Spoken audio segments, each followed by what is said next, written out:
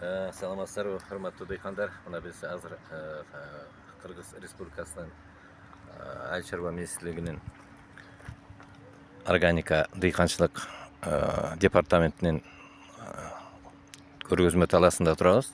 Мына ушул көргөзмө талаада өсүп аткан кулпунайдын клейрик сорттору. Мына эң негизинен бул сорттун Ысык көл областында аябай жакшы өсүп атат. Анын үстүндө ушул климаттык шарты баары туура келип атат да. Эми көпчүлүк азыркы өндүрүп аткан биздин дыйкандардын көпчүлүгү ушул кулпунай өстүрүүдө көп химиялык заттарды колдонуп атат да. Мына топуракка бергенден баштап ушул ар кандай зыянкечтерге, ошолордун баардыгына тең ооруларга каршы. Мына бүгүнкү күндө ушул талаада органикалык кулпунай өсүп атат. Бул органикалык кулпунайдын бир чети өстүрүп атканы ошо топуракты даярдоодо бул кык берген мезгилде кыкка ошо триходерменди кошуп берген. Триходерменди кошуп бергенден кийин биолигнин берген.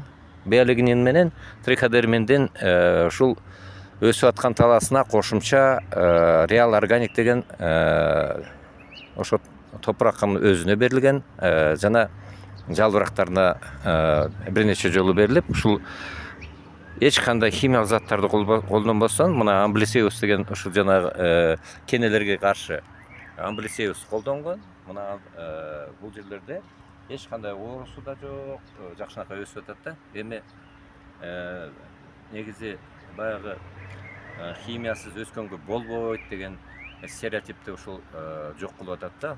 Эми Кыргызстан бул курорттук рекреациялык зона. Мына ошон үчүн курорттук рекреациялык зонада химиялык заттарды бербей, ошо органикалык таза кулпунайларды өндүрсөк жакшы болот эле. Анын үстүнө мына көрүп атасыздар, ушу кулпунайдын даамы да башкача, даамы.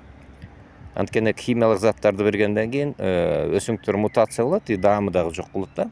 Мына ошон үчүн даамы дагы ар кандай болуп калышы мүмкүн. Бүгүнкү күндө даамы дагы жакшы. Эми эң негизгиси ушул химиялык жол менен эмес, органикалык жол менен эле биологиялык препараттарды колдонуп, ушундай жакшынакай кулпунайларды өсүрсөк болот. Мына ошого баарыңыздарды үндөп кетет элем.